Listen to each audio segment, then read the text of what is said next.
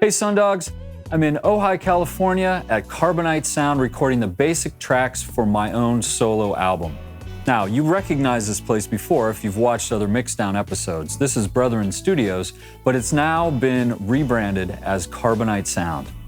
I've brought together some of my favorite musicians from Ojai that you might recognize from other Mixdown episodes, and my favorite music producer, Will Robertson from Atlanta. I've put together this all-star cast along with Jason Mariani, the recording engineer and part owner of this studio, to create my album, and I can't wait to show you around. So let's turn it up and mix it down. Underground Sun is an independent record label and music studio. We're here to connect with the music community by sharing our unconventional knowledge and by creating conversation about songwriting, recording and production techniques, and all things music business. Welcome to the Mixdown.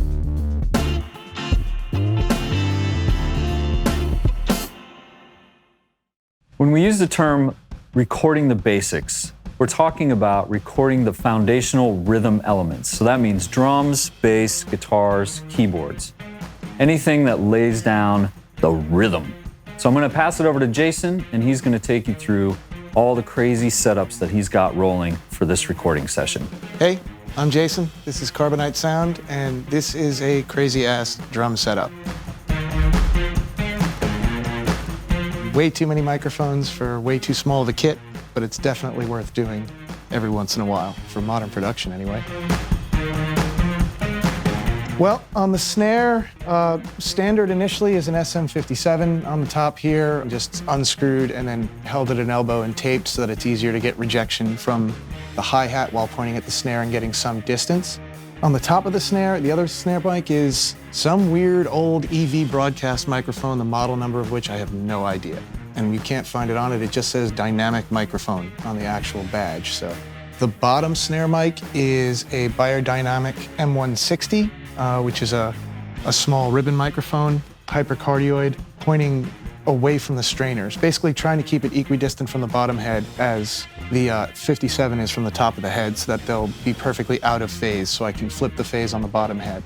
And making sure that the strainers are not right at where the mic is pointing so that it doesn't get too much sizzle, because they're gonna get there. So that's a simple one. The 57 and the 160 are slightly EQ'd, and that's it. This particular one is getting smashed through a compressor, so it's getting a lot of like the ring of the snare itself and the body of it that can be kind of snuck underneath all of it. Beyond that, there's sort of another thing that's a snare mic, that's a kick and a snare mic, which is a, I just call it the kick snare smash. It's a 414 BULS that's in figure 8, and it's theoretically equidistant between the kick head and the snare shell, and just towards the bottom red edge of the snare, and it's compressed to hell and back. So it's really just kind of a lot of smack that you get out of that. And sometimes you blend that in and it gives you a little extra kind of gravitas to the kick and the snare. It's a little difficult to get in phase with both the kick and the snare, but you can find a way sometimes. Regarding the hi-hat, this is actually a Bee's Knees Tube Lulu. It's a tube condenser mic, supposedly modeled after a KM54. It's a little darker than those, but it can take a lot of level, and it kind of smooths out the hi-hat so it's not all edgy and nasty. And it's a useful mic, whereas hi-hat mics are not always that useful. All right, for the two toms, as far as their close mics, the drummer was keeping the cymbals pretty low to the kit. We had two different drummers playing. When I was initially setting up, the cymbals were a little bit lower. So I feel like something's about to explode. I know, right? The actual mics are a pair of AEA KU5As, which are hypercardioid active ribbon mics. They are loosely modeled after I believe it's the RCA BK5s, which were designed to be able to like record gunshots and things like that on sound stages to be able to take level. And distance-wise, in the digital realm for like tom mics and things like that, I tend to like them, I like to have a lot of mics a little bit farther than I would have put on tape, just because it lets the sound breathe a little bit more and you're not gonna get the tape compression to kind of smooth out the edginess. So typically speaking, with a lot of stuff, especially like tom mics, if you can get them about the length of a fist, off of the drum itself to let it kind of breathe. Then it'll kind of let it remain more open. So here's where on the floor tom, I use these fancy baffles to try and block the cymbals, which again were a little bit lower for these. So taking that out of the way, you can see again, that's about a fist from the tom itself. On the sides of the toms, there are contact mics that are taped in place. They're Cordoba mics, I believe. So they're active. They have active circuitry down in there, so they're taped sort of just to the lugs over here. They sound really awful on their own, but when you really like compress the hell out of them using some funky gear and drive the pre's a little bit, you get this weird tic-tac type thing that kind of blends well with these mics to kind of give you options, almost like an electronic drum type thing that you can blend underneath the acoustic set.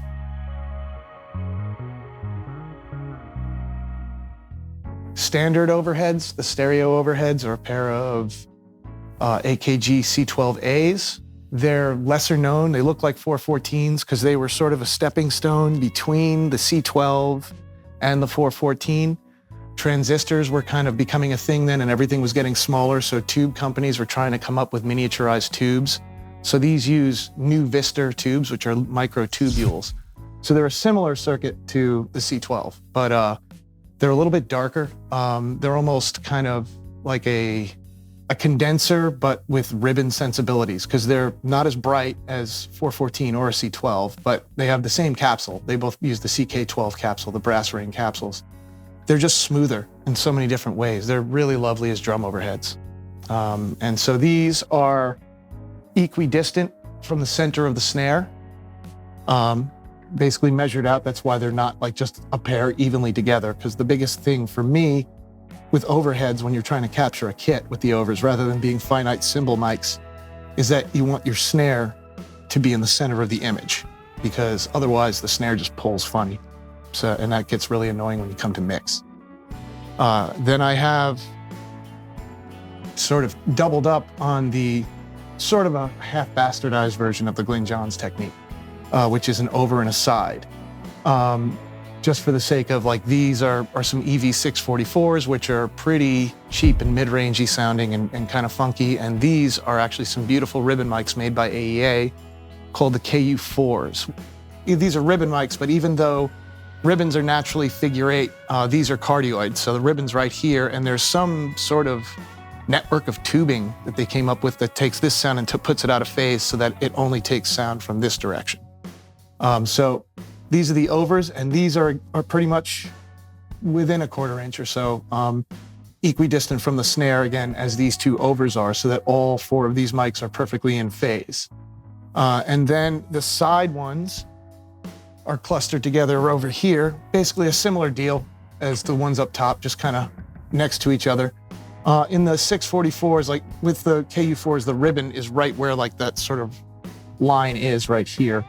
But in these guys, the capsule's actually about here. So I was trying to get them just about lined up so that they'd stay in phase. And altogether, it's a lot of nonsense, but it actually sounds pretty cool when you mess with them and blend them up and down a bit. As far as the kick goes, there's too many mics on the kick, but it all comes together kind of nicely. So the main kick mic that's internal, an AKG D12E, and it's just inside, just barely inside the hole, but it's mostly out just to let the kick completely breathe. Next to it is a Yamaha sub kick, just pulls a lot of low frequencies in on it. Here is an AEA recreation of an RCA 44. That is also equidistant from the middle of the snare as the overs and the sides, so that they could sort of become a triangle of everything in phase with the kick and the snare. This mic is an EV. Supposedly it was used as vocal mics a lot, like for the Doors and things like that for live performances, but it just sounds mid-rangey and funky.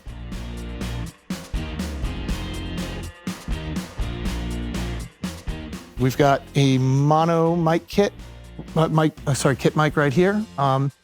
That is a weird old RCA, but technically it's an HMV, which stood for His Master's Voice. It was the British version of RCA. and that is an HMV 2350, if I'm not mistaken. And it most likely needs to be re-ribboned, but it sounds really cool on drums right now, so it's really boomy and thick and really fun to like super compress, and you get a really cool just like mono kit sound right out of that. That mic, through its preamps and everything, is actually being split. The signal is going to an input, and then it's also going through an equalizer, which is then being routed to an amplifier. All right, other than that, room mics. This is an NS10 cone, basically similar to a sub kick, just one that was made just from a speaker instead of like fancy. This is, I don't know, 6 feet out from the kick-ish. And they actually sound really cool when you just compress the hell out of them. You get a lot of lows, but you get some cool mid-range as well. And it's a fun kind of dirty room mic for kids. Up here is a mono room mic, which is, what is it, a Chandler TG EMI something or other microphone. It glows red when you turn it on, which is pretty cool.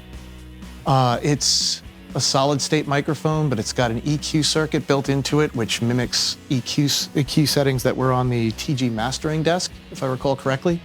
I have it set to its thickest, boomiest kind of point, and it's in Omni, and it's going through an SSL listen pre, so it's just fairly compressed and just kind of brings the whole room in. This is a stereo room mic right here. This is a closed kit mic. It's a stereo ribbon. It's in AEA R88. So there's 2 ribbons in a fixed Blumline fashion. There's a line to mark where their front is and their center point. It's looking across the kick at the snare so that the kick and the snare will be in the center image of the room mic, so that you don't have to worry about constantly bringing the sides in to find when the kick and snare don't pull. And with a little bit of an SPL transient designer, you can kind of take a little bit of attack out, and you can play with the envelope then and add some decay so you can make the envelope swing with the tempo of the song. The other room mic is over here. This is a Telefunken AR70. They are facing the wall, so it's kind of getting the 2 reflections. And pointing away, both mics are in cardioid. It's in an XY pattern. And it's also going through one of those SPLs to kind of be able to change the envelope of the room, the decay of the room as it's happening. And the only other mic I think that we haven't looked at is the one on the little amplifier that the mono kit mic is feeding, and that's over here. If I can work my way through.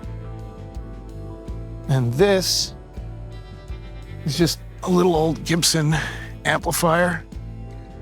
And on him is a Royer R10 ribbon. And that guy is just real trash, but kind of fun to mix in every once in a while. So that is, I think, all the mics. I might have forgotten 1 or 2, but I'm pretty sure that's everything. So enjoy. So here's the bass setup for this session. It was not that terribly intricate. We used an A-Designs Ready, a red tube, I guess. It's modeled after the Red 47, I believe, but it's the Ready, like the Red DI. Really, really thick and warm, but still focused, and you don't lose all the top end or anything on the bass like you do with a lot of other tube stuff. But it widens it out in a pretty nice fashion. This can go for a line level output. I had it turned down a little bit so that I could also go through sort of a Neve style preamp to kind of add a transformer into the blend. His DI is then feeding over into this room, and it's going to a Fender Excelsior amplifier.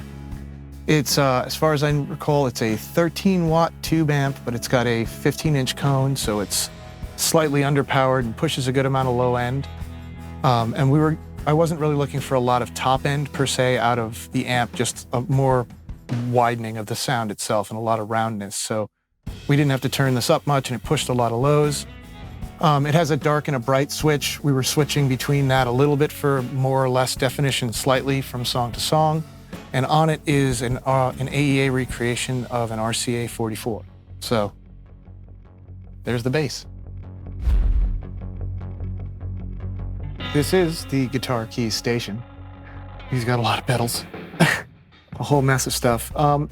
We're focusing mostly on, from my end anyway, we had the Wurlitzer set up. This Wurlitzer actually sounds great on its speakers itself, but we had it out in the room, so I had to kill the speakers and take the direct out. And the Wurlitzer and or the Mellotron, I would basically, whichever one was being used, I would change their feeds over. So they're both routing through an Acme DI, but that's the Motown DI.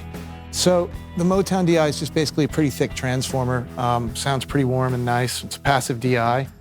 And that was going to a pre, and then the feed is going into that room over there and going to an amplifier that is a modified old Clarion radio to become an amplifier with a little cabinet that has an Alnico cone, so it kind of thickens up kind of quick, and it just sounds instantly like old and vintage and cool. So the guitars itself is being post pedal board. There is a DI, which was a radial J48 for this setup. And then out of the 48, we were coming over to the guitar player Jesse's modified Vibrachamp. It was in the other room, but when we were doing some overdubs after we were finished with drums, we brought it out into this room. And it was, for most of the sessions, mic'd up about here, again with another one of the Chandler TG microphones. This one was set to cardioid. And also in its kind of engaging the EQ, so that would be in its darker setting and one notch towards the darkest of them, which is just rounder, a little bit thicker, and it helps to kind of smooth out some of like the top end graininess you can sometimes get from electric guitars. But then we did wind up bringing out the organ into this room as well. This is a Hammond C3, which is basically the same tone generator as a B3. The body style is different, and beyond that, I'm not sure what else is different. This is where the amplifier, both amps were in here for the guitar and the Wurlitzer. This here is the Wurlitzer / Mellotron amplifier, which was eventually built into a house here. So it's a weird little radio. And the microphone on it is a Royer R10 as well, similar to the kit amp microphone. Just kind of filling it out and making it kind of cool and grimy, I guess. The Leslie is mono-mic'd using a Royer R121. And I put this baffle here simply because an SE Reflexion, because I just didn't want to capture so much of the room in this. I wanted to keep it a little bit isolated, and it's figure 8, so this would block out the back of it. I believe that's everything for that setup. It's pretty straightforward. So when we were doing electric guitar, some of the songs we had rough vocals that we already were using to record against, so David was playing out there. But when we were doing anything with acoustic guitars or vocals, I had the same mic kind of doing double duty. So this is a Flea recreation of the U47. Pretty badass microphone. So vocals, it would come up and I would add a pop filter. And this was last used for acoustic guitar. I know that it was going through an Acme compressor that's sort of based off the LA2A, and I can't recall what the preamp was, no EQ. And then the electric guitar amp, the other electric guitar amp, I should say, was a reissue of the Fender Deluxe Reverb, and on it is a fairly standard classic kind of mic setup. I've got a Royer R121 and an SM57. Some people try to space them out. I don't particularly like doing that because you have phase issues, and it's hard to get them in phase, and you just wind up running back and forth to the room, and I don't feel like you always gain anything from it. So having them pretty much together so that they're equidistant from the amp, you get kind of the characteristics of each mic and you can blend them together, and you do notice it's kind of like 1 + 1 = 3 somehow with the two of them. All of a sudden you get more bottom and you get more definition out of the guitar, and it just feels fuller and bigger than it would have with just one of either of the microphones. So that's a quick tour of recording the basics for my album at Carbonite Sound. If you want to learn more about Carbonite Sound, go to carbonitesound.com. And if you like what you see on this episode, click the subscribe button and the notification button if you want to know when we drop some more episodes. Thanks for watching. We'll see you next time.